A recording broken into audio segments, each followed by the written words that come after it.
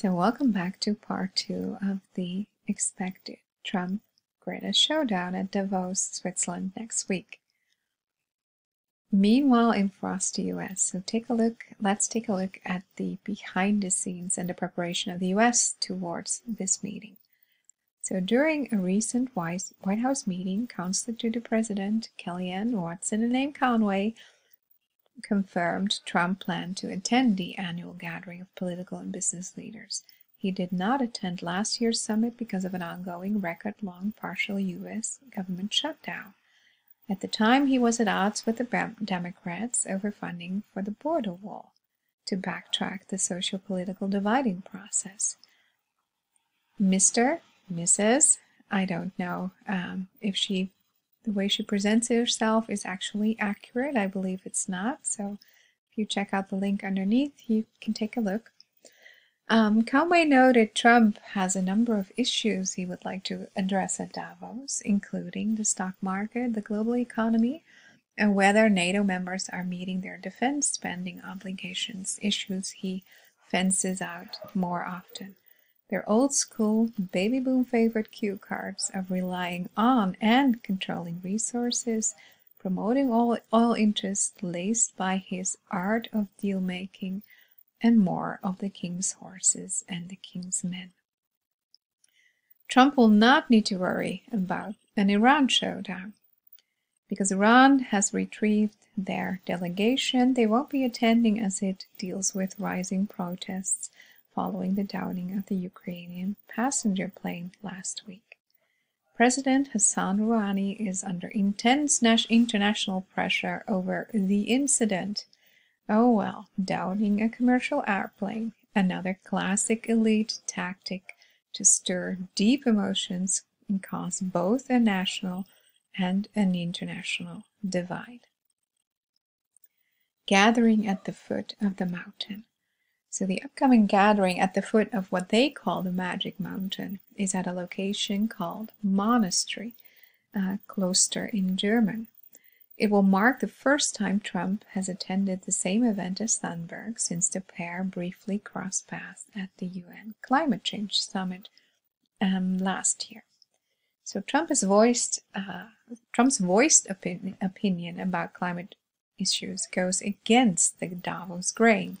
He has often expressed skepticism about the scale of the climate crisis and the need to reform. The phrase control opposition comes to mind. Since coming to power in 2016, Trump has pulled the US, one of the world's leading carbon emitters, out of the Paris Agreement and sought to roll back over 80 environmental regulations, appeasing his conservative electorate, no doubt, in addition to a surface-level fanning of the flames with those across the political aisle. Trump will no doubt promote domestic interests on the Davos stage, including vital interests of big oil, whereas on the other hand, pitted against him, Thunberg has reportedly pledged to tell global leaders in attendance at Davos to immediately and completely divest from fossil fuels. So this polarization is playing out on the world stage. It's not just a polarization on political or economic issues, it's also a polarization of Greta on the one hand, attracting a lot of youth towards left-oriented thinking and solutions against traditional conservatives adhering to Trump. So a carefully planned policy collision is in the making. And what it does is that it keeps many people's eyes and hearts from focusing on the actual and real issue at hand, namely a spiritual oil check in light of the Lord's coming. He's beckoning us and he is prophesying to us through scripture of the coming division amongst the wise and the foolish will partake in a portion of judgment along with unbelievers. And he is beckoning us to draw nigh to him, the only source of spiritual oil. So we read in Matthew 25, in the parable of the 10 virgins, Then shall the kingdom of heaven be likened unto 10 virgins, which took their lamps and went forth to meet the bridegroom. And 5 of them were wise, and 5 were foolish. They that were foolish took their lamps, and took no oil with them. But the wise took oil in their vessel with their lamps. And while the bridegroom tarried, they all slumbered and slept. And at midnight there was a cry made, Behold, the bridegroom cometh, go ye out to meet him. Then all those virgins arose and trimmed their lamps. And the foolish said unto the wise, Give us of your oil, because our lamps have gone out. But the wise answered, saying, Not so, lest there be not enough for us and you. But go ye rather to them that sell, and buy for yourselves. And while they went to buy, the bridegroom came. And they that were ready went in with him to the marriage, and the door was shut. Afterward came also the other virgins, saying, Lord, Lord, open to us. But he answered and said, Verily I say unto you, I know you not. Watch therefore, for ye know neither the day nor the hour wherein the Son of Man cometh. So, being given the season of his return and knowing we're in the season, we're not given the day or hour for various reasons. So here we see the reflection of the earthly contest about oil reflected in these 2 opposing positions by Trump and Greta, and that developing into a political divide. So after looking at Trump's media outings and preparation, let's look at Greta's also. So we're at Greta's quarters. So meanwhile, Greta is playing her scripted activist roles on the Swiss streets, protesting the ruling bad old guy's decision making in a Judas goat style. I explained yesterday what that means, ahead of being featured in Davos. The now 17-year-old, catapulted to fame by the global elite while skipping school every Friday to hold a weekly vigil outside Swedish Parliament in 2018, was recently named Time Magazine's Person of the Year for 2019. She was recognized for the award after sparking an international wave of school strikes under the title of Fridays for Future. It was coded FF, Fridays for Future. I'm going to see that FF return a little bit later. And Fridays for Future can now be decoded as future minus future because of the crisis. So it's actually equaling there being no more time. She's repeatedly chanting, the house is on fire, there is no more time, and time of crisis and immediate action is now. So many teens worldwide are being initiated into elite mind control. They're being hooked on climate panic as well as fear of the future.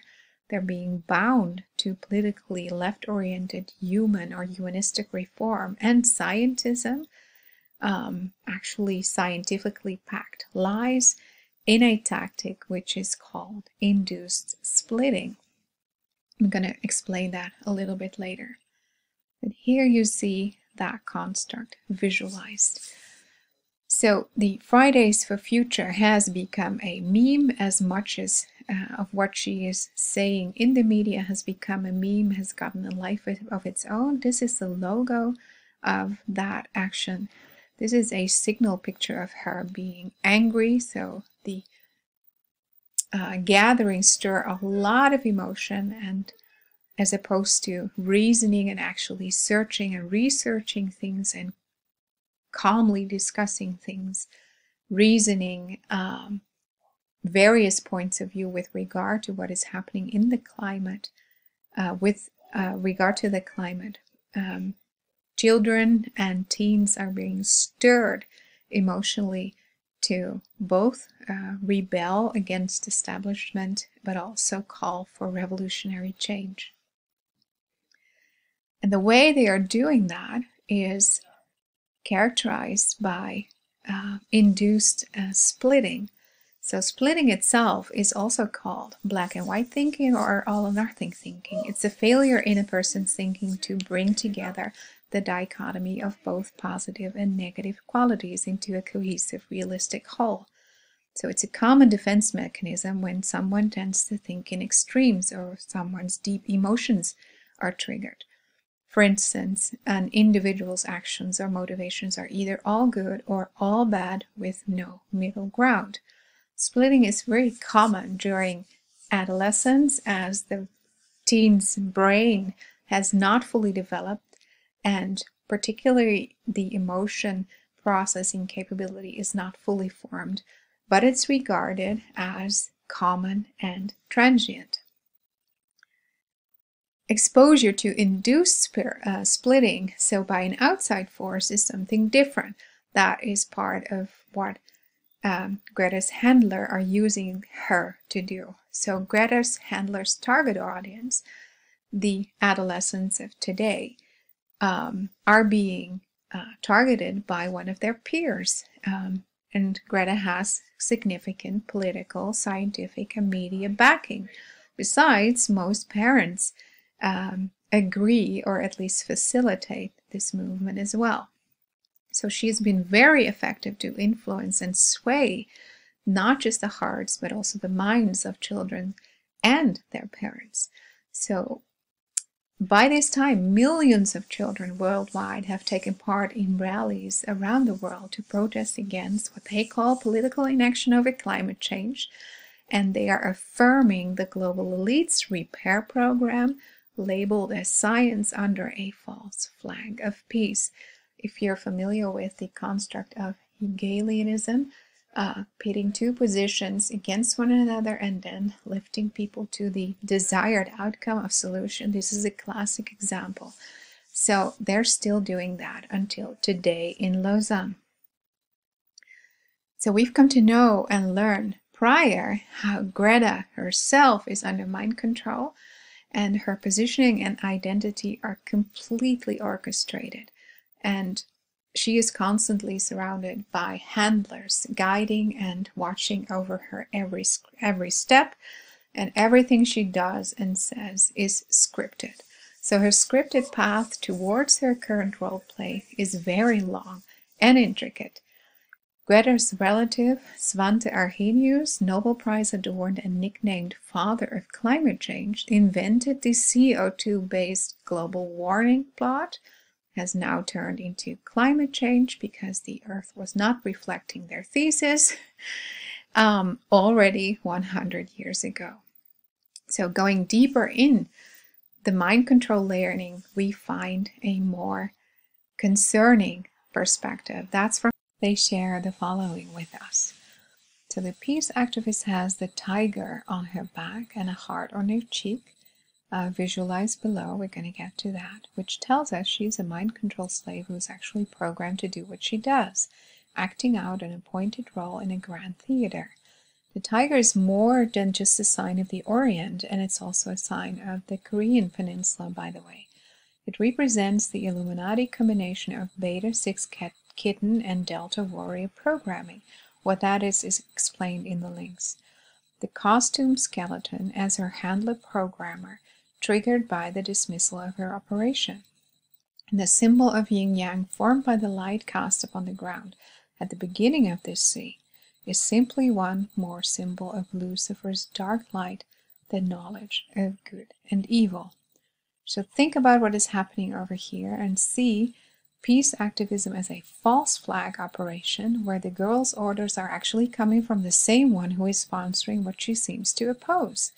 The illustration of this interaction of the Illuminati master and slave is another witness to the pet goat that eats everything in its path, as the messianic goat beast returns the entire network of satanic ritual abuse that is entirely designed to consume the lives of those it touches, sometimes quite literally. So here you see that visualized.